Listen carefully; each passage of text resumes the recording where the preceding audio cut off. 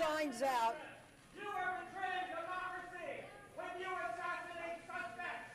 You are betraying democracy. If the Capitol Police will clear the room, please.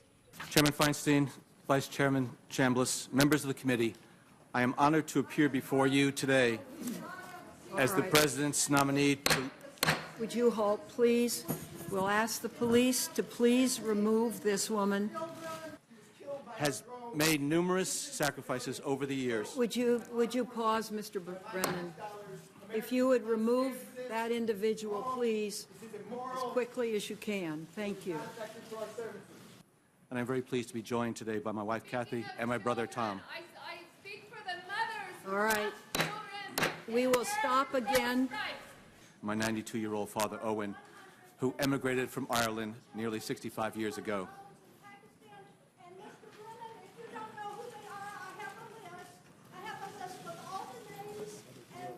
All right.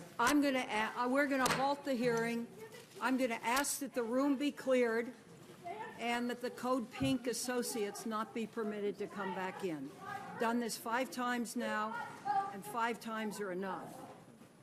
I'd like to ask you about the status of the administration's efforts to institutionalize rules and procedures for the conduct of drone strikes. In particular, how you see your role as CIA director in that approval process. Chairman, as this committee knows, and I'm sure wants to continue to protect certain covert action activities. But let me talk generally about the counterterrorism program and the role of CIA and this effort to try to institutionalize and to ensure we have as rigorous a process as possible, that we feel that we're taking the appropriate actions at the appropriate time. The President has insisted that any actions we take will be legally grounded, will be thoroughly anchored in intelligence, will have the appropriate review process, approval process, before any action is contemplated, including those actions that might involve the use of lethal force. The different parts of the government that are involved in this process are involved in the interagency, and my role as the President's counterterrorism advisor was to help to orchestrate this effort over the past 4 years to ensure, again, that any actions we take fully comport with our law and meet the standards that I think this committee and the American people expect of us as far as taking the actions we need to protect the American people, but at the same time ensuring that we do everything possible before we need to resort to lethal force.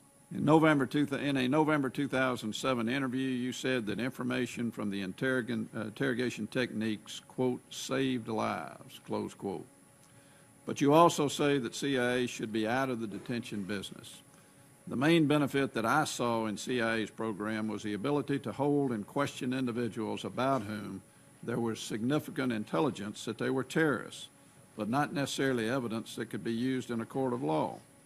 Your view seems to be that even if we could save American lives by detaining more terrorists using only traditional techniques, it would be better to kill them with a drone or let them go free rather than detain them. Can you explain the logic in that argument? I respectfully disagree, Senator. I never believe it's better to kill a terrorist than to detain him. We want to detain as many terrorists as possible so we can elicit the intelligence from them in an appropriate manner so that we can disrupt follow-on terrorist attacks. So I'm a strong proponent of doing everything possible short of killing terrorists, bringing them to justice and getting that intelligence from them. I clearly had the impression, as you said, when I was quoted in 2007, that there was valuable intelligence that came out from those interrogation sessions. That's why I did say that they saved lives. I must tell you, Senator, that reading this report from the committee raises serious questions about the information that I was given at the time and the impression I had at that time.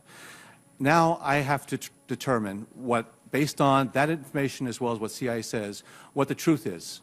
And at this point, Senator, I do not know what the truth is.